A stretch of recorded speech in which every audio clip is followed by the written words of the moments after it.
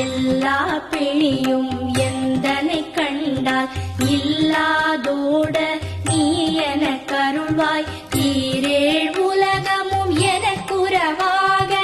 ஆணும் பெண்ணும் அனைவரும் எனக்கா மண்ணாளரசரும் மகிழ்ந்துறவாகவும் உன்னை துதிக்க